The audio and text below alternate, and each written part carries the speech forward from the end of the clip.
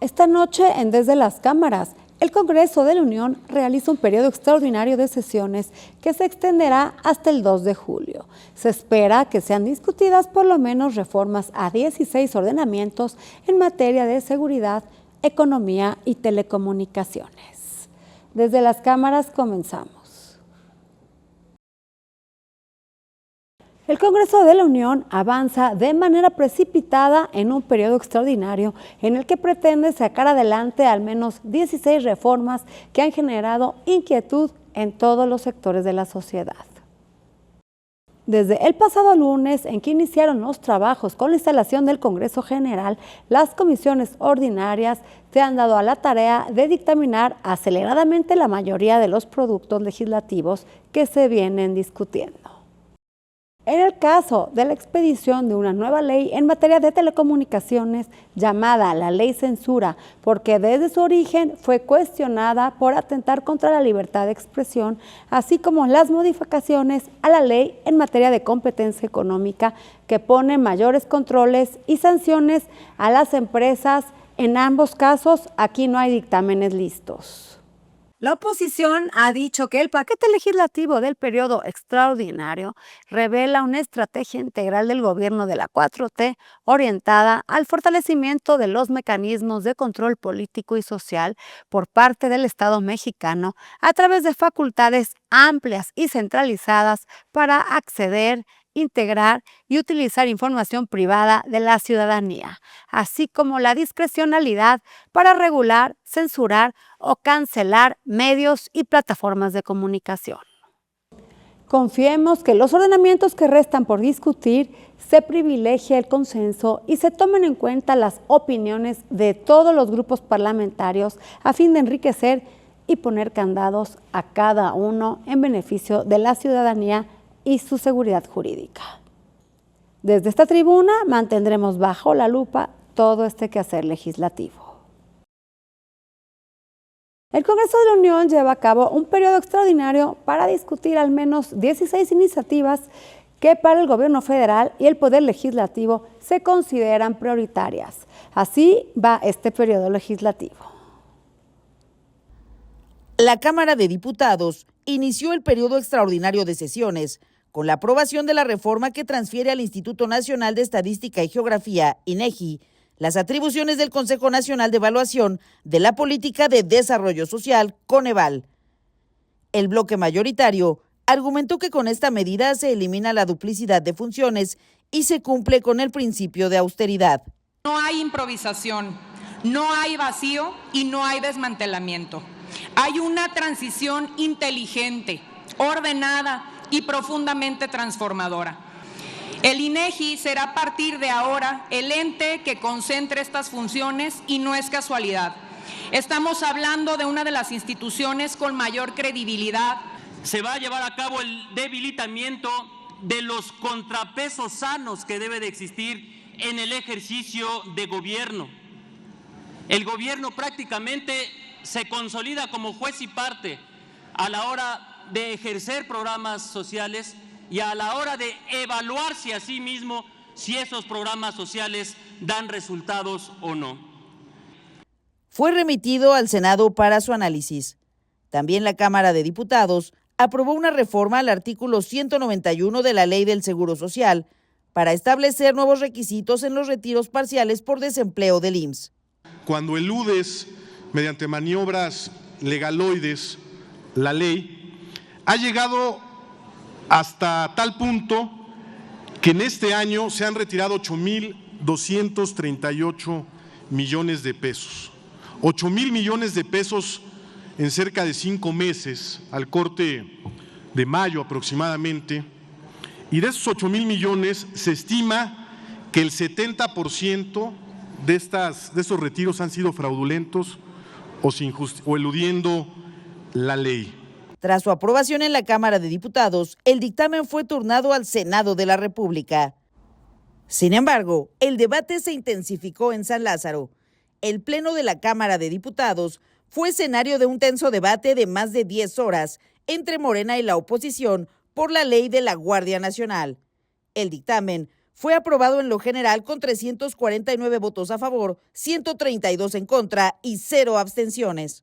Las reformas que discutiremos y votaremos cumplen con el objetivo de armonizar el marco jurídico para la Guardia Nacional como una fuerza de seguridad pública, civil, profesional y de carácter permanente, integrada con personal militar, con formación policial, dependiente de la Secretaría del Ramo de la Defensa Nacional para ejecutar la Estrategia Nacional de Seguridad Pública, elaborada por la Secretaría de Seguridad y Protección Ciudadana. Hoy se equivocan. Diputados y diputadas de la mayoría regalada y de la sobrerepresentación han dejado más indefenso a México al cerrarle la posibilidad de una fuerza pública civil. Y además, no dudo en que tarden en ordenarles a perseguir a ciudadanos honestos. Mientras tanto, en el Senado de la República se aprobó la reforma a la Ley Federal para la Prevención e Identificación de Operaciones con Recursos de Procedencia Ilícita y el Código Penal Federal. Además, el Senado aprobó crear la Ley Nacional para eliminar trámites burocráticos, que busca simplificar procesos y digitalizar trámites en los 3 niveles de gobierno. Se prevé que en las próximas horas avancen en sus procesos legislativos diversos temas que se abordarán también en el periodo extraordinario, entre ellos la Ley Federal de Telecomunicaciones y la Ley Federal de Competencia Económica. Desde las cámaras, Claudia Ivette García. Nuestra experta Lisa Salgado nos tiene el análisis de las iniciativas que se discuten en el presente periodo extraordinario de sesiones y que llaman la atención por su impacto económico y social. Adriana, amigos de la audiencia, ayer a mediodía fue aprobado en una extraordinaria de las Comisiones Unidas de Justicia y de Estudios Legislativos Primera, el dictamen de modificaciones, voy a leerlo pues estoy enfrente a mi computadora, a la Ley Federal para la Prevención e Identificación de Operaciones de Recursos de Procedencia Ilícita. Y mira, Adriana, la verdad es que esta ley durmió el sueño de los justos durante 2 periodos legislativos, viene desde mucho atrás. Era una respuesta a la serie de observaciones que realizó en 2022 el Grupo de Acción Financiera, sobre las que hay incumplimiento de parte de nuestro país en materia de adopción de las recomendaciones del GAFI para lavado de dinero. Pero sin embargo ha sido muy cuestionada la iniciativa porque, entre otras cosas, lo que hace, ¿sabes cómo se le conoce? Se le conoce como la ley Confisca Fácil o el Big Brother fiscal.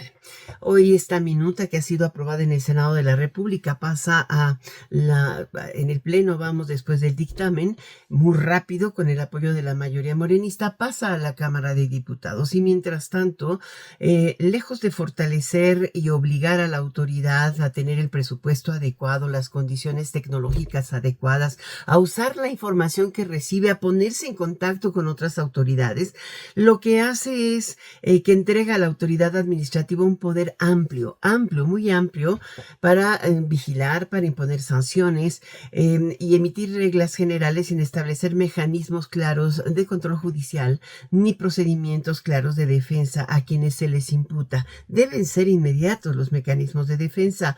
Peor aún, la reforma ha sido calificada pues como un intento, como una posibilidad de persecución facciosa, porque con un padrón de personas que realizan actividades vulnerables, hoy todos hacemos actividades vulnerables porque hasta una lonchería puede ser utilizado o una farmacia o una tiendita como shell, como le llaman, o escudo para de prestanombres para lavar dinero, es la verdad.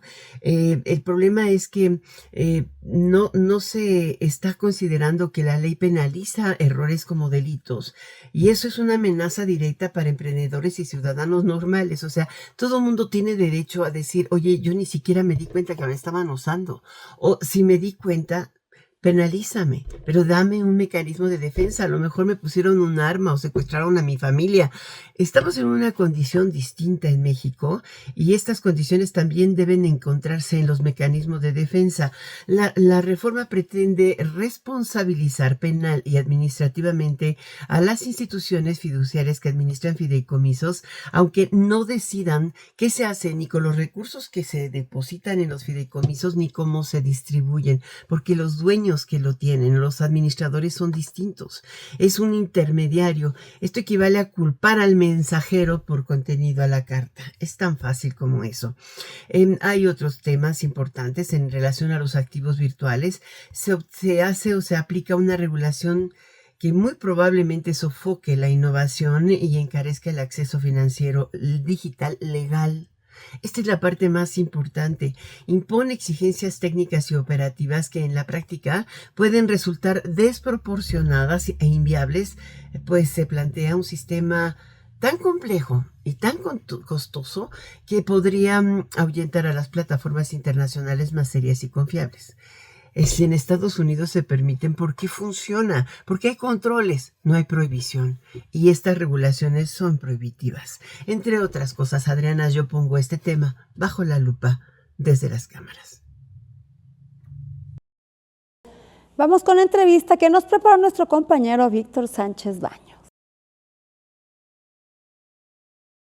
¿Qué representa la violencia política por razones de género? ¿Cuántas personas han sido víctimas de ello? ¿En qué se engloba ese tipo de agresiones? ¿Por qué razón las mujeres, tanto políticas como fuera de la política, pues sufren ese tipo de embates? De eso vamos a platicar con la diputada María Teresa Ili, quien es del partido de Morena. Yo desde que llegué al Congreso, pues he vivido un sinfín de violencia política hacia mi persona. Yo sí me he ido a las instancias legales correspondientes porque no ha sido solamente una vez, ya han sido aproximadamente 5 veces que me tratan de callar por no estar de acuerdo en lo que ciertas personas piensan y por alzar la voz, pues me tratan de callar. Sin embargo, pues yo creo que he sido muy clara que no es enfrentarme, no es ponerme al tú por tú, es poner una línea y es marcar un precedente hacia todas las mujeres que vienen atrás, porque incluso pues si nuestros propios compañeros son los que están ejerciendo ese tipo de violencia, pues es preocupante, ¿no? Es preocupante porque en lugar de avanzar, creo que estamos retrocediendo históricamente en este tema. Yo creo que el término de violencia política de género queda muy corto lo que está establecido para lo que realmente está pasando en México. ¿Por qué lo digo? Porque pues las mujeres en la política, en la vida pública de nuestro país, cuando ejercemos nuestra voz, somos silenciadas, somos etiquetadas, incluso somos juzgadas por cómo vestimos, cómo hablamos, nuestro físico. Entonces creo que es algo muy importante porque si bien es cierto que pues, la violencia política de género nació justamente por esa violencia hacia las mujeres y tiene un antecedente. Es importante decir esto porque recientemente incluso pues han estado comentando el tema de que se está coartando la libertad de expresión.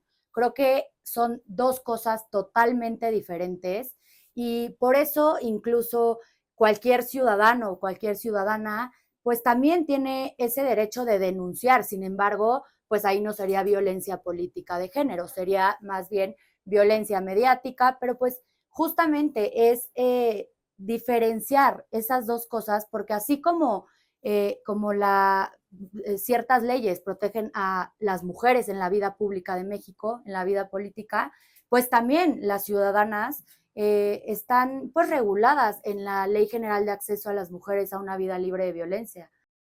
Pues justamente lo que hacen los periodistas independientes, muchos medios de comunicación, es invisibilizar a la mujer, quitarle su mérito propio por ser hija de, esposa de, hermana de, incluso a muchas mujeres que ejercen en la vida política de nuestro país, ni siquiera las llaman por su nombre, ni siquiera las nombran.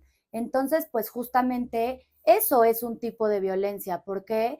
Porque pues no nombra la trayectoria de esa mujer, porque a la gente, a los periodistas, a los medios de comunicación, no a todos, obviamente hay excepciones, pero pues se les hace fácil invisibilizar y decir que pues son cuotas políticas, como en mi caso, ¿no? En mi caso, pues, fue un tema, pues, a debatir, ¿no? Porque, pues, un periodista aseguró que yo había llegado a la Cámara de Diputados por una cuota política.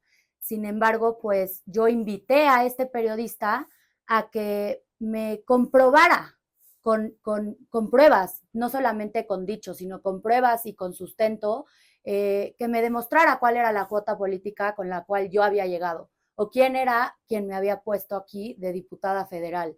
Sin embargo, pues obviamente ya no tuvo nada que decir.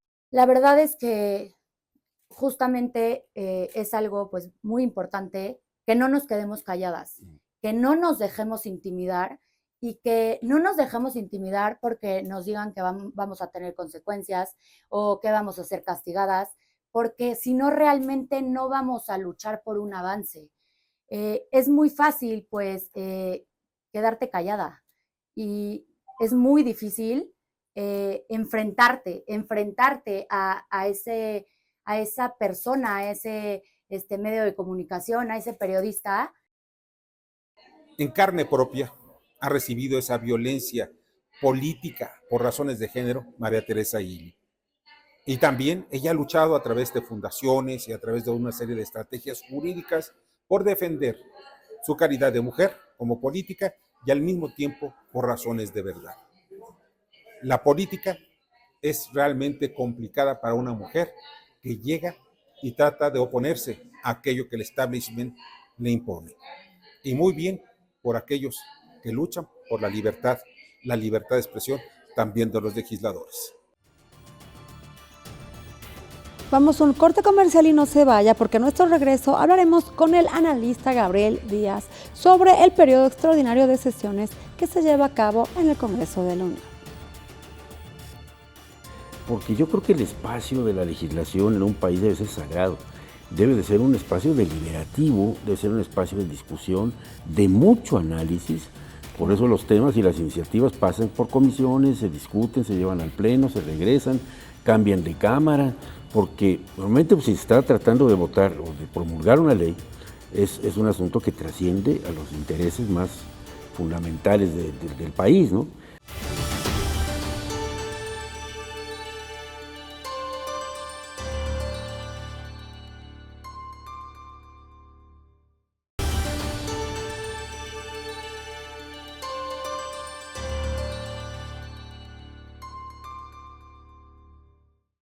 Ya nos acompaña aquí en el estudio el analista Gabriel Díaz, con quien vamos a platicar sobre el periodo extraordinario de sesiones que se lleva a cabo en el Congreso de la Unión. ¿Qué tal, Gabriel? ¿Cómo estás? Buenas noches. Adriana, ¿cómo te va? Muy bien, muchas gracias. Pues bienvenido aquí al programa. Aquí a tus Parece órdenes. que el gobierno tiene mucha prisa, sí, ya que de forma extraordinaria, ahora sí que valga la redundancia, se convoca un periodo extraordinario para analizar 16 iniciativas que no son tan fundamentales, no urgen, pero tienen mucha prisa por aprobar principalmente la reforma de telecomunicaciones. Sí, yo creo que en efecto la premura muchas veces no se explica uno en política, sino por razones que el gobierno entiende muy bien en este caso, o por algunos contratiempos que tengan los legisladores. Porque yo creo que el espacio de la legislación en un país debe ser sagrado. Debe de ser un espacio deliberativo, debe ser un espacio de discusión, de mucho análisis.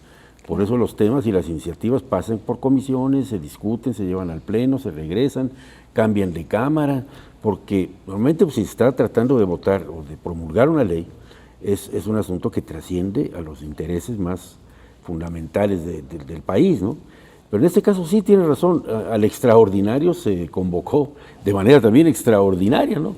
Y con una agenda de 16 iniciativas. Con un relleno, que son 15 iniciativas para disfrazar esta aprobación que les urge de la llamada ley censura y además contraponiéndose a toda su dogma, su ideología de austeridad. Porque si nos podemos hacer números, un periodo extraordinario le cuesta no al gobierno, al erario público, a nosotros, que somos los que pagamos los impuestos del erario público, una fortuna. Sí. Hay que traer a los legisladores de sus estados, boletos de avión, la función del Congreso, que se tiene contemplada que en esos meses no se va a funcionar. Entonces, todos son gastos extraordinarios que van en contraposición con este gobierno de la austeridad. Sí, y además, fíjate que las prisas no son buenas consejeras. O sea, precisamente ahora me acabo de enterar recién que lo que está discutiendo en este momento en la Cámara de Diputados, ni más ni menos, pues ya creó una controversia muy grande porque el documento de la iniciativa o la minuta no coincidía con lo que habían mandado antes, sino que es un material adicional. Entonces, en lo que se revisa, entonces, estas cuestiones son hijas de la prisa. Pero como tú decías, Adriana, no todas las iniciativas son tan trascendentales como meterlas apresuradamente en un paquete al vapor. Si nos podemos saber cuáles son, en el Senado van a discutir la ley de los impuestos generales de importación, exportación, de la comercialización de la totoaba, la reforma al artículo 11 de lavado de dinero, son la ley de búsqueda de personas desaparecidas, la ley general de población en materia de fortalecimiento. Y bueno, la importante es la ley de telecomunicaciones, que es la bien llamada ley censura. Claro, ya dentro de la propia discusión que suscitó desde que apareció por la iniciativa, acuérdate del famoso artículo 109, que en concreto hablaba de la posibilidad de controlar las redes sociales, lo cual era tan un despropósito que la propia presidenta de la República dijo, no, pues cómo no va. Eso es en el ámbito de lo privado prácticamente, ¿no?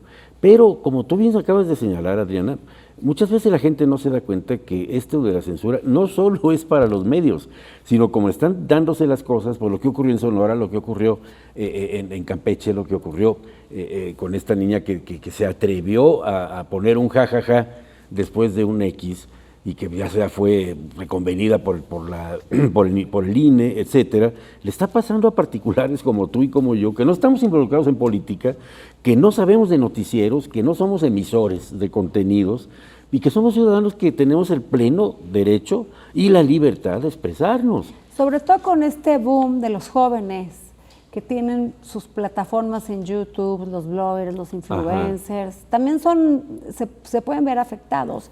Siempre que sacan estas reformas, la reforma del Poder Judicial, muchas personas que no pertenecen al círculo rojo decían, a mí no me afecta, Así es. Yo no estoy involucrada en esos temas, nos afecta a todos. Sí. Desde la mamá que busca una pensión alimenticia hasta el cobro de una herencia. Sí. El tema judicial nos afecta en todos los ámbitos de nuestra vida, solo que no lo estamos viendo. Y esta vez nos toca en la parte de censurar las opiniones personales. Pues fíjate, nosotros incluso como medios, ¿no? Esa cuestión que a mí me parece absurda, de que tenemos que discernir y decirle a la audiencia qué es opinión y qué es contenido noticioso, eso es absurdo. Ya hemos hecho nosotros ensayos acá de cómo se vería y oiría un noticiero transmitido con ese tenor. Oiga, hasta este momento, ¿sabe qué? Esa es la información que tenemos, pero lo que voy a decir a continuación es opinión. Es verdaderamente absurdo, y eso lo quieren meter con el ánimo, no sé, de provocar incluso una autocensura, ¿no? No tanto una censura. Además voy a poner ejemplos de cómo las personas que no pertenecen al círculo rojo se pueden ver afectadas. Yo sigo en Instagram a una señora que es experta en la imagen pública y siempre está analizando discursos políticos de actores en Estados Unidos, rusos, chinos y también de mandatarios mexicanos. Y ella analiza, de acuerdo a su postura, cuál es su nivel de autoridad que están mostrando en ese momento, su forma de vestir, cómo traen el pelo, cómo están arreglados. Son información que ella da que hablan de la personalidad del mandatario. Ella se puede meter ahora en un gran problema si a estos mandatarios, llámese la presidenta de nuestro país o algún secretario de Estado o algún legislador, como ya lo vimos en el caso de Noroña, no le parezca lo que se está diciendo él y puede ser censurada, y no solo censurada, sino puede recibir una sanción y puede ser citada en el Instituto Nacional Electoral. Así es. Y aparte con que ahora los funcionarios resulta que tienen la piel muy delgadita y muy sensible, ¿no? Entonces de hecho ya se está abusando de la legislación en términos de que se parece a un acoso, se parece a un insulto, se parece a un abuso, se parece. Gabriel, ¿con esto se van a acabar los debates? Claro. No puede haber, yo si me presento en un debate, sí, no puedo criticar a mi contrincante y sobre todo si pertenece al gobierno. Ajá. Y después de todo, pues los funcionarios públicos, los cargos políticos, conllevan por naturaleza el hecho de que están expuestos al escrutinio, que están expuestos al análisis. No deberían de ser tan sensibles en primer lugar, y no debería de haber leyes tan ambiguas que por cualquier cuestión que tú llegaras a opinar en tu sacrosanto derecho a hacerlo y con la libertad que tienes, puede herir su susceptibilidad, y hasta por cuestiones que tienen que ver con personas, venganzas, pues vayas a tener que acudir, que te llamen, pagues una multa. Que te llamen porque comentas algo en contra de algún legislador o algún funcionario y que te llamen, que tengas que dar una disculpa pública, me parece humillante, que no estamos ajenos a que esto suceda. Por eso te decía, entonces, imagínate, los políticos, no vamos a decir, entonces tienen que someterse a unas regulaciones dada la importancia y lo público de su actuar. Los medios de comunicación, que son eso, medios públicos, ¿no?, de difusión masiva. Pero el ciudadano común y corriente, que ejerce su derecho a reírse, hombre, ya nos están quitando hasta esa capacidad que tiene uno de burlarse de las cosas, de autofestejarse. Olvídense los stand-up comedies, los debates, todo esto, porque están sembrando miedo, Gabriel. Es un miedo tremendo el que están influyendo, en efecto, sí. Pues vamos a darle seguimiento a esta discusión y esta aprobación y alertamos a los ciudadanos que nos están viendo que esta reforma a la ley de telecomunicaciones nos afecta a todos los que utilizamos pues nuestra libertad de expresión, ahora sí que para expresar a favor o en contra de cualquier cosa. Que no vaya a ser el mandato a callar, como dice. No. Muchas gracias, Gabriel, por estar aquí. De nada, Adriana, un gusto para mí. Se nos acabó el tiempo, pero no dejen de vernos próximo jueves en el único programa de la televisión que pone bajo la lupa el quehacer legislativo. Buenas noches.